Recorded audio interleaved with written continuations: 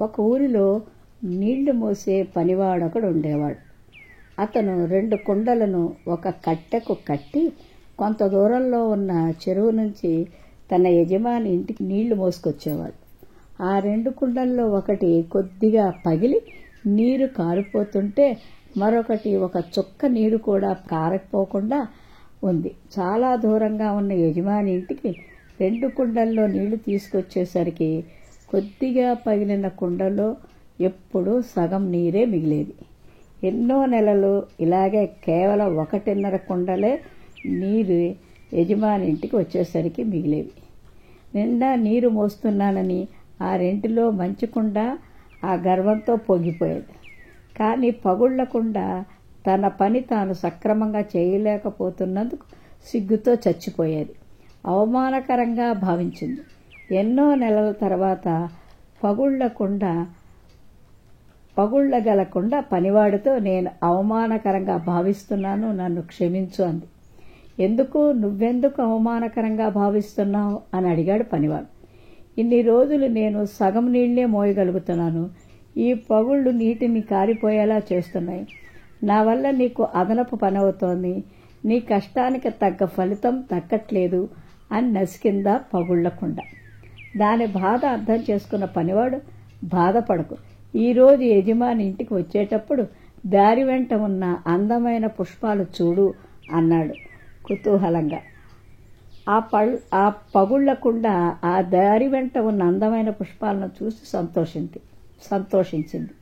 ఇల్లు చేరాక తిరిగి తన పొరపాటును మన్నించమని పనివాడిని కోరుకుంది. పనివాడు ఆ కుండతో, కేవలం నీ వైపే అందమైన పుష్పాలు ఉన్నాయి, మరో కుండ వైపు లేవు. అది నువ్వు గమనించావా? ఎప్పుడు నిన్నే ఆ అందమైన పూల మొక్కల వైపు ఉండేలా చేస్తాను. నీ నుంచి కారిపోయే నీటిని వాటికి అందేలా చేస్తాను. అంటే నువ్వే వాటికి నీరు పోస్తున్నావు అన్నమాట. తద్వారా ఆ అందమైన పుష్పాల యజమాని టేబుల్ అలంకరించడానికి నువ్వే ఉపయోగపడుతున్నావు.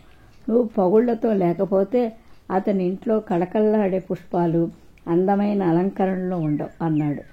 పగుళ్లకుండా తన బాధను అర్థం చేసుకోవడమే కాకుండా తన లోపాన్ని ఇలా సద్వినియోగం చేసుకుంటున్నందుకు పనివాడికి కృతజ్ఞతలు చెప్పింది. మనలో లోపాలున్న పగుళ్లకుండ మాదిరిగానే మనము ఎన్నో అద్భుతాలు సాధించగలం. మనం ఇతరులను సంతోషపరచగలం. మన తెలివితేటలతో దేవుడికే కాక మానవాళికి కూడా సేవ చేయగలం. మనం మన జీవితంలో ప్రతి నిమిషాన్ని ఆనందంగా ఉండేలా చేసుకోగలం. అనగనగా ఒక అడవిలోని చెరువులో ఒక తాబేలుండేది.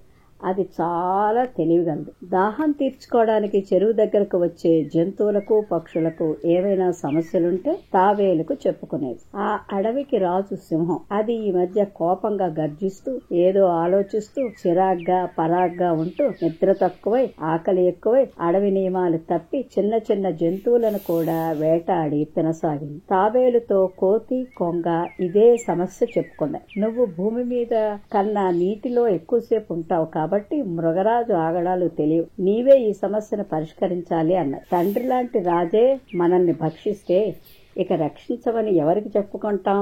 చెప్పినా మనలాంటి చిన్నవారి మాటలు వింటాడన్న నమ్మకం లేదు. మీరిద్దరూ రేపు నేను చెప్పినట్లు చేయండి అంటూ రెండింటికి ఏం చేయాలో చెప్పింది తాబేలు. తెల్లారి దప్పిక తీర్చుకోవటానికి చెరువు దగ్గరికి వెళ్ళింది సింహం. చెరువు ఒడ్డున దూరంగా శీర్షాసనం వేస్తూ తాబేలు కనిపించింది. నెమ్మదిగా అడుగులో అడుగు వేసుకుంటూ తాబేలు దగ్గరికి వెళ్ళింది సింహం. తాబేలు వెంటనే శరీరంపై కవచంగా ఉండే గట్టి డొప్పలోకి కాళ్ళు, చేతులు, తల, తోక అన్నీ పోనిచ్చింది. ఆకలితో ఉన్న సింహం తన పంజాన్ని తాబేలు డెప్ప మీదకు విసిరింది. రాయిలా గట్టిగా తగిలింది. నోటితో కొరకపోయింది. పళ్లకు నొప్పి కలిగింది. దాంతో కోపంగా తాబేలును చెరువులోకి విసిరి నీళ్లు తాగిన సింహం చెరువు పక్కనే ఉన్న చెట్టు చాటును దాక్కున్న అక్కడికి వచ్చే జంతువులను సమయం చూసి చంపాలనుకుంది. తాబేలు తిరిగి నీటిలోంచి బయటకు వచ్చి ఒడ్డున ధ్యానం చేసుకోసాగింది. కొంతసేపటికి కోతి వచ్చి దాహం తీర్చుకుంటుండగా చెరువులోంచి మొసలి పరుగున వచ్చి లటక్కన కోతిని అందుకోబోయింది. కోతి తప్పించుకుని చెట్టెక్కి, అన్నా, నీళ్లు తాగే నన్ను తినాలనుకోవటం తప్పు కదా అంది. ఏది తప్పు? తండ్రి లాంటి మృగరాజే చిన్న చిన్న జీవులను చంపుకు తింటుంటే ఇంకా నీతి న్యాయం తప్పు ఎక్కడున్నాయి అంది ముసలి. కోతి చెట్టు దిగి తాబేలు పక్కన చేరి యోగా చేసుకోసాగింది. మరికొద్దిసేపటికి కొంగ అక్కడికి వచ్చి చెరువులో నీటిని తాగి తాబేలు పక్కనే ఒంటికాలిపై జపం చేశాను. అప్పుడే మంత్రి నక్క అక్కడికి వచ్చి కొంగను అందుకోబోయింది. కొంగ తప్పించుకుని చెట్టు కొమ్మపై వాలి, మహామంత్రి, జపం చేసుకుంటున్న నన్ను చంపాలనుకోవటం న్యాయమా? మృగరాజుకు ఫిర్యాదు చేస్తాను అంది కొంగ. వెళ్ళు, ఎప్పుడు చిరాకు కోపం ఆఖరితో ఉండే రాజు నిన్ను చూసి గుటుక్కున మింగేస్తాడు. ఆ జపం ధ్యానం యోగా మృగరాజు చేసుకుంటే కోపమన్నా తగ్గుతుంది అని నవ్వుకుంటూ వెళ్ళిపోయి. ఇదంతా చెట్టు వెనక నుంచి సింహం గమనిస్తూనే ఉంది. అడవిని పాలించే రాజును బట్టే మంత్రులు, సేవకులు, జంతువులు, పక్షులు ఉంటాయి. రాజు అడవి నియమాలు తప్పితే జీవులు రాజుబాట పడతాయి. మృగరాజు మంచివాడిగా నీతి నియమాలు పాటిస్తూ ధర్మవర్తనతో సత్యవాక్కుతో అడవి జీవుల శ్రేయస్సును దృష్టిలో ఉంచుకొని పాలిస్తే జీవులు కూడా రాజును అనుసరిస్తూ ఉంటాయి. తప్పు నాదే. పరిపాలనలో సమస్యలు, ఒత్తిడి వలన ఆలోచనతో కోపం ఎక్కువై నిద్ర కూడా రావటం లేదు అనుకుంది సింహం. వెంటనే పొదల్లోంచి బయటకు వచ్చి, మిత్రులారా భయపడకండి, నా తప్పు తెలిసింది. ఇకపై చిన్న జీవులను వేటాడను. ఇప్పటి నుంచి మీలా యోగా ధ్యానం జపం చేసుకుంటూ ఒత్తిడిని తగ్గించుకుని కోపాన్ని వదిలేసి ప్రశాంతంగా పాలన చేస్తాను అంది సింహం. మృగరాజు ప్రవర్తనలో మార్పు కోసం సహకరించిన కోతి కొంగలను అభినందించింది తాబేలు. కొద్ది రోజులకే సింహం ప్రవర్తనలో మార్పు గమనించిన అడవి జీవులు తాబేలుకు కృతజ్ఞతలు తెలిపాయి.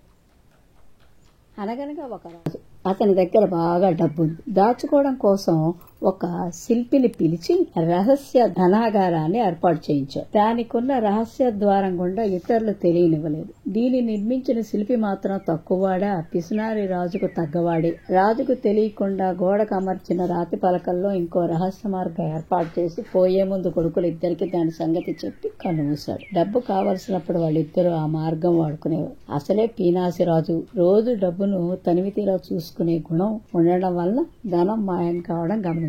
రాజు కత్తెర బోను ఏర్పాటు చేశాడు. ఎప్పట్లానే వచ్చిన ఇద్దరిలో ఒకడు దానిలో చిక్కుకున్నాడు. తనను గుర్తుపట్టే స్థితి రాకూడదని అన్న చేత తన తలను నరికించేసుకున్నాడు. బోన్లో ఇరుక్కున్నాడు. తల ఇంటికి తీసుకుని వెళ్ళాడు సోదరుడు. రాజు తెలివి తక్కువవాడా, ఈ పని ఇద్దరు చేశారని గ్రహించేశాడు. దొరికిన మొండెం కోట గుమ్మానికి వేలాడదీయించి కాపలా వాళ్ళకి చెప్పాడు. అది చూసి ఎవరైనా తీసుకుపోదామని ప్రయత్నిస్తే పట్టుకోమని. తల్లి పోరు పడలేక తల నరికినవాడు నేర్పుగా కాపలా వాళ్లకు సారా పోసి మత్తుల్లో ముంచి మొండెం దించుకుని ఇంటికి పట్టుకుపోయాడు. అతడు అసాధ్యుడని రాజుకు అర్థమైంది. తన కూతురు అందాల రాసిన ఎరగా వేశాడు ఈసారి. అతి దారుణమైన పని. నేర్పుతో కూడిన సాహసం కార్యం చేసిన వాడినే ఆమె పెళ్లాడబోతున్నట్టు ప్రకటించింది. తన వాళ్ళ తల నరికిన సంగతి, మొండెం మాయం చేసిన సంగతి చెప్పి పెళ్లాడమన్నాడు బతికి ఉన్న సోదరుడు. ఆమె అతన్ని గుర్తించి కాపలా వాళ్లకు పట్టివ్వబోయేలాగా గమ్మత్తుగా తప్పించుకున్నాడు. ఇలాంటి అసాధ్యుల అల్లుడైతే దిగులే లేదు అనుకున్నాడు రాజు. అసలు ఖజానా దొంగను శిక్షించే ప్రసక్తి లేదనుకున్నాడు. అప్పుడు బయటపడ్డాడు సోదరుడు. నిన్ను ఇప్పుడు నరికేస్తే నీకు దిక్కెవరు అని అడిగాడు రాజు. తమరు మహారాజులు కనుక అడిగే దమ్ములు ఎవరికీ లేవు. కనుక మీరు ఆడిన మాట తప్పితే రేపు పరలోకంలో అల్లాకు జవాబు చెప్పుకోవాల్సి వస్తుంది అన్నాడు. అతడి ధైర్యానికి మెచ్చి రాజు తన కూతురునిచ్చి పెళ్లి చేశాడు. అంతేకాదు అర్ధరాజ్యం కూడా కానుగ్గా ఇచ్చేశాడు. విజయనగరం మహారాజు దేవదత్తుడు కళాప్రియుడు. ప్రతిభావంతులైన కళాకారులను సముచిత రీతిలో ఆదరిస్తూ ఉండేవాడు.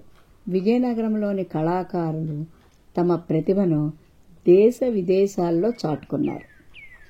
ఒకసారి పొరుగు రాజ్యమైన కళింగ దేశము నుంచి మదనమోహనుడు అనే చిత్రకారుడు మహారాజా దేవదత్తుడిని కలిశాడు. మదనమోహనుడు ప్రతిభావంతుడే కాని గర్విష్టి. మహారాజా, చిత్రకళలో నన్ను మించిన వారు ఈ భూలోకంలోనే లేరంటే అతిశయోక్తి కాదు. నా చిత్రాలలో ఎంతో సహజత్వం ఉట్టిపడుతుంది. మీరు నా కాలికి గండపండేరని తొడిగితే బాగుంటుంది అని ఎంతో అహంకారంతో అన్నాడు మదనమోహనుడు. మహారాజు దేవదత్తుడు తన ఆగ్రహాన్ని అణుచుకుని, మీ తైలవర్ణ చిత్రాలను మా దేశపు చిత్రకారులందరూ ముక్త కంఠంతో ప్రశంసిస్తే అలాగే సత్కరిస్తాను అన్నాడు. మదనమోహనుడు అదే అహంభావపూరిత స్వరంతో, నా చిత్రాల్లో చిన్న లోపం ఎత్తి చూపి నా చేత అవుననిపించినా ఇక జీవితంలో కుంచి చేత పట్టను అన్నాడు. మదనమోహనుడి చిత్రకళా ప్రదర్శన ఏర్పాటైంది. చూసిన వారంతా అతని ప్రతిభను వేనోళ్ల కొనియాడారు. ఆ ప్రదర్శనలో అన్ని చిత్రాలలోకి ఓ యువతి ద్రాక్షపళ్ల గుత్తి చేత పట్టుకుని ఉన్న వర్ణ చిత్రం విశేషంగా ఆకట్టుకుంది. ఎక్కడి నుంచో కొన్ని పక్షులు వచ్చి ఆ ఫలాలు నిజమైనవిగా భ్రమించి ముక్కుతో పొడిచాయి. అది చూసిన వారంతా హర్షధ్వానాలు చేశారు. చూశారా మహారాజా, నా ప్రతిభకు ఇంతకన్నా నిదర్శనం ఇంకేం కావాలి అన్నాడు మదనమోహనుడు విజయగర్వంతో. అదే సమయంలో సభికుల్లో ఓ యువకుడు ముందుకొచ్చి, మన్నించండి ప్రభు, ఈ చిత్రకారుడి చిత్రంలో జీవకళ లేదు. సామాన్యంగా పక్షులు మనుషులను చూసి భయపడతాయి. ఆ ఫలాలు సహజమైనవిగా ఉన్నాయి తప్పితే వాటిని పట్టుకున్న యువతి ముఖంలో జీవం లేదు. అందుకే పక్షులు ధైర్యంగా ఆ చిత్రం దగ్గరకు రాగలిగాయి అన్నాడు. ఆ యువకుడి మాటల్లో వాస్తవాన్ని గ్రహించిన మదనమోహనుడు అహంకారమంతా దిగిపోగా సిగ్గుతో తలదించుకున్నాడు. అనగనగా ఒక అడవి. అక్కడ సింహంతో పాటు అన్ని రకాల జంతువులు జీవిస్తున్నా అడవికి రాజు మాత్రం ఎలుగుబంటే. ఓ రోజు ఆ అడవికి పక్క వనం నుంచి నక్క వచ్చింది. అది ఎలుగుబంటిని కలిసి, నేను మా మృగరాజు ఆజ్ఞతో ఇక్కడికి వచ్చాను. అన్ని అడవుల్లో సింహం మాత్రమే రాజు, కానీ ఇక్కడ అందుకు భిన్నంగా మీరు ఉన్నారు. అందుకే ఒకసారి ఇక్కడ మీ పాలనా తీరును చూసి రమ్మని పంపారు అంది. మిత్రమా, మీరు మాకు అతిథి. మీకు ఇష్టం వచ్చినన్ని రోజులు ఇక్కడే ఉండండి. మా పాలనా పద్ధతులు పరిశీలించండి అంది ఎలుగుబంటి. తర్వాత నక్కకు అవసరమైన ఏర్పాట్లు చేయమని సింహాన్ని ఆదేశించింది. మరుసటి రోజు నక్క సింహంతో, అడవికి రాజుగా ఎలుగుబంటి ఉండడమేంటి? మీకు ఈ అడవిని పాలించాలని ఆశ ఉంటే నాకు చెప్పండి. ఆ విషయాన్ని మా మృగరాజుకు తెలియజేసి మీ కోరిక నెరవేరుస్తాను అంది. ఇంతలో ఒక కాకి వచ్చి సింహం చెవిలో ఏదో చెప్పింది. అప్పుడు సింహం నక్కతో, నీ సంగతి ఇప్పుడే తెలిసింది. నువ్వు పక్క అడవిలోని జంతువుల మధ్య గొడవలు సృష్టించి నీ పబ్బం గడుపుకునేదానివి. నీ నిజస్వరూపం తెలిసి నీ మృగరాజు తరిమేస్తే ఇక్కడికి వచ్చావు. నీలాంటి వాళ్లకు ఇక్కడ చోట్లేదు. వెంటనే వెళ్ళిపో, లేదంటే నా పంజా రుచి చూడవలసి వస్తుంది అని సింహం హెచ్చరించింది. మోసం ఎక్కువ కాలం దాగదని తెలుసుకున్న నక్క, బతుకు జీవుడా అనుకుంటూ అక్కడి నుంచి పారిపోయింది.